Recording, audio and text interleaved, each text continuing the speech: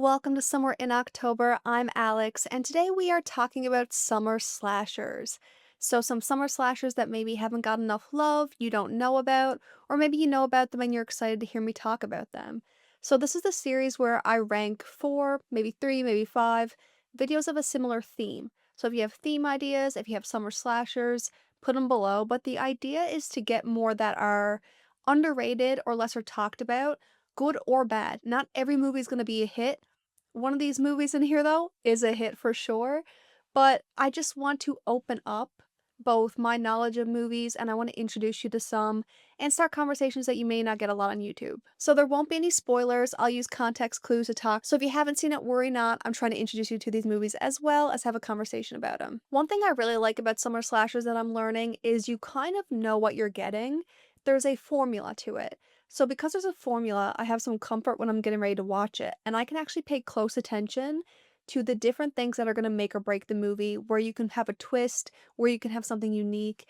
And that's kind of also how I base my rankings. So I rank these from what I like the least to what I like the most. Not to say that the one in last place is always one that I didn't like at all. In this case, I liked all of them.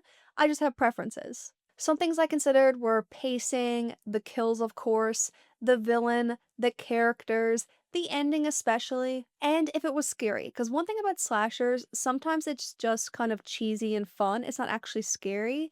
And if you're new to my channel, let me tell you, I like things dark, I like things spooky, so let's get into it. Coming in number four is Hell of a Summer. So this was actually written and filmed, I believe, in 2023, but it released for me in Canada in 2025, so I'm gonna call it a this year film. Directed by Finn Wolfhard, you may know him from Mike from Stranger Things, and Billy Burke?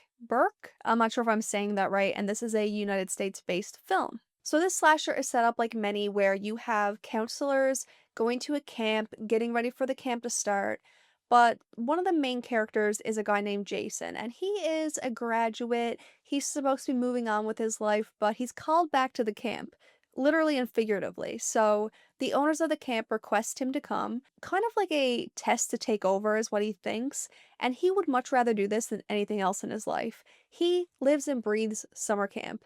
And I enjoy that because I was in summer camp as soon as I could be. When I was too old, I stayed right until that limit. I volunteered, and then I worked into it until absolutely I was like, "Okay, I better get a job with my degree." Did that even matter right now? Who knows? But so he is kind of a very key element. There is a wide cast of characters. It's your usual, you have the populars, you have the complicated relationships, you have the nerds, the very stereotypical groups. But I actually really like the characters. I thought their stories were well developed without actually having to spell every little thing out. So I like the cast, I like the characters. Definitely more of the cheesy comical. I wasn't invested in like an emotional way, but it was entertaining. The soundtrack for this movie was great, I really appreciated it. I would compare this slasher style to be like Scream. How everything plays out is very Scream-esque, so if you really like that, you'll love this blend. There is a lot of negative reviews for this, and it actually almost strayed me from watching it, but I will say, I had a lot of fun. But one of the biggest complaints, which I do have to agree with, is a lot of the kills were off-screen. We would probably see the anticipation of it, but we wouldn't actually get to see it. And that's what you come for a slasher for, unless the story and the reveal itself is really strong. And it wasn't quite as strong. It was actually very reminiscent of something else that came out this year. Won't be saying what that is, but it just wasn't strong enough to live without the kill, so that was one drawback. So if you're just looking for a slasher, you're looking for some fun, it's definitely worth it. If you're looking for carnage and a little bit darker, save it for a later one in this. Coming in at number three is Madman. So Madman Mars. This is from 1981. I'm really bad at names. Directed by Joe. Enter how you spell his last name here. I can't even guess it, but listen. Credit where credit's due. This is also a US-based slasher. This summer camp slasher has that trope that I love when you're around the fire and you're telling the story, but you're actually telling the story of the villain. They tell a story about Madman Mars. This is not a spoiler, this is a synopsis, this is the first scene. Madman Mars was a man who went on a murder spree and was meant to be killed and escaped into the woods. Never to be seen again, said to be a killer if you taunt him. And a kid taunts him. So we are getting excited. Madman Mars is gonna come. Is it a little bit twisted to be excited? No, that's what we're here for. It's a summer camp slasher. So I was really excited for this one because the discussion of Madman Mars and the photos that I saw, I knew that the slasher element was gonna be a little bit more unique, which I love. This movie, I did enjoy it. It's fun. I think if you want a cheesy 80s slasher, it's perfect to turn on. The only issue, and we're gonna get this out of the way, is that I couldn't really be invested in the characters, and there were some really weird dragging parts. Specifically, there's a scene in the hot tub, which is so bizarre. So this is a camp that's actually active, even though I think they're closing for the season. It actually takes place in Thanksgiving, I believe, which is such a weird time of year for a summer camp slasher, but for the title and the video, we're just gonna go past that. So we have counselors, the adult counselors, and there's some children. Although the children are in and out of this movie, we mostly focus on the counselors. And again, like I said, the character building is a little bit slow, dragged out, almost a little bit awkward. Like there's nothing enough to get invested in. You actually might recognize a face. The actress from Dawn of the Dead is in this. So those parts dragged for me. But when we got Madman Mars, when he was on his terror, it was great. It's an 80s slasher, it's a lower budget slasher, so don't get too excited, but some of the kills were definitely freaky. The aftermath of the kills were definitely better than the kills itself. It's definitely not scary, but it's also not comedic. So it's dark, but it's just not scary enough, whether that be from the acting, the budget, whatever it is, I'm not really sure. Sometimes I'm also like, am I getting desensitized? Like, do I want stuff that's worse and worse and worse? So let me know if you thought it was scary or not. But I did love Madman Mars. I love the slasher element. I thought that was really cool. I love a good villain. And the ending, the third act, definitely picks up pace. You'll notice a lot of references, especially in that third act. The ending, I think, lands the plane. I think it's a good haunting ending, and I really appreciate it. Not always your typical slasher ending, which I love, so this movie's a good movie. It's just not scary enough for me to have it at number one, but it's some fun. Now, this next one is number two on my list, but it really depends on what you're in the mood for and if this is your cup of tea. So I will tell you if you'll like it or not, but it's called You Might Be the Killer from 2018. So this is also US based, I believe, directed by Brett Simmons. This is a slasher that is very meta, very cheesy, very comedic, but it has a lot of good kills. Some really good kills. And I liked it. I thought it was fun. When things get comedic, I also like when they have fun with it.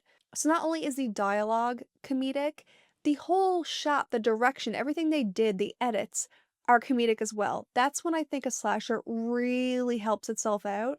Because when you have a slasher that is supposed to be dark in the scary moments, but then there's a comedic lift, if it's not dark enough, it's kind of like, it's not really a funny movie and it's not really a scary movie, so what is it? This one is just comedic, carnage, and silliness, but we'll talk about it. If you like Randy from Scream 1, you will like this movie. This is basically Randy from Scream 1 meets a summer camp slasher with a really interesting villain twist. So it's called You Might Be the Killer. So you might be thinking, who is that talking about? And you have to play into that. You know what the title is going into it, but what you think is not always what it is. We have this guy named Sam, and he's a summer camp counselor. He goes back to summer camp, but the movie kind of opens in the middle of the carnage. So you are in the slasher zone. Slasher is happening. And he calls his friend Chuck, who's actually the girl from How I Met Your Mother. Is it Lily? I can't remember. I can't keep track of names in my head, guys. You know what I'm like with names. But her name is Chuck, and she works at like a movie store, and I can't remember if it's actually movies or comic books, but it's something along the lines. And she knows a lot about slashers. So he's calling her like, I don't know where the killer is, I'm hiding, people are dead. The pacing for this is really good until the third act. We'll talk about the third act in a minute, but the pacing is cool because we jump around the timeline and they have these title screens that will be like, at this point, six slashers are killed, and like they'll keep a tally and they'll keep putting names up and pictures up. It's just fun editing, and that's what I mean. The tone is comedic, but also the editing is comedic. So she's guiding Sam, and they're trying to figure out who the killer is. And we also get a campfire story more in the middle, which reveals who the killer is or who the killer could be. And then we are trying to figure out how to stop the killer, who's alive, who's not, and who's going to get out of there. The third act, it loses itself in the meta-ness to the point that it slows down pace. I think if we would have just kept the energy and the concept and just leaned into that fully of the first act and second act, even figuring out who the killer is, if we played around with that and just leaned into it and went full steam, it would have been a better movie for me. It definitely drags near the end. The ending was supposed to be unpredictable, but they set it up to be very predictable, so it didn't win me over. But the villain concept is really fun. It's nothing I've heard before. Maybe you've watched something similar. I've definitely heard stories similar, but not in a summer camp slasher setting. So definitely if you like meta, comedic, some fun. There's one kill that even Chuck on the phone was like, they did what? It's so good. And they replay it a couple times. Definitely worth watching. It's fun. Not scary, not really jumpy, but fun. Now we're getting into my number one. And if you've watched this series, you know I've mentioned that I'll be reacting to some of these. I reacted to this one, so it'll be up on the channel in the summer months. I don't really know when, but The Burning from 1981. When I looked up where it's from, it says both US and Canada, so we'll just say North American movie. And it is directed by Tony Maylam. Am I saying that right? But there are two key people in this movie that really made it for me. One, George Costanza himself, Jason Alexander. I love him. In my reaction, I wore my George Costanza shirt just because I love Jason Alexander that much, so that'll be there. Also, Tom Savini, the practical effects king himself, I saw in the credits, and I was like, okay, this is gonna be good. So this slasher for me really ticks most of my boxes. There's one complaint I'm gonna have in here that I'll tell you about, but I really like this movie. You are at a summer camp, and the intro scene actually introduces you to the backstory or the origin story of the killer. In a lot of movies, we get hints at the story, we hear it in a campfire, we hear whatever. You're shown it. So you know exactly who the killer is, you know exactly who the villain is, and you know why he is the way he is. Even though I think after watching the movie, it's like, was he destined to be this for what people said about him? Or is this really his origin story? But we get it, so you know exactly who you're dealing with. Then we go to a different summer camp, and we have counselors and children. This movie kind of goes a step further than just counselors, so that was shocking to me, but made some crazy scenes in this. Crazy scenes. So there is a little bit of a slow build in the pacing when we really get everybody where they need to be. So I'm really trying to be vague here, but we open up with some scenes of the origin story. We have some carnage, which as soon as I saw that, I was like, oh, this is going to be this type of movie. And then we have a little bit of a slow part because we're building all these characters and relationships. I have to say, I like the characters so much in this. I was actually invested in learning more about them, okay? I was invested in the drama, I was invested in the relationships, I was invested in everything. So I could actually stand that. If you're not a character building person, it will drag a little bit, but just wait, it's worth it, I promise. So although we know who the villain is, what they look like takes some time. So you get a reveal, you still get that build up, you still get that wonder, and it definitely adds to the story. There's some great kills in this. Everybody say thank you, Tom Savini. I hope I'm saying his name right. I better be. There are also some great scares. If you are a jumpy person, I am so nervous to put this reaction out because I let a guttural noise out of me that I could not believe that I did, that is caught on camera, that I have to post, okay?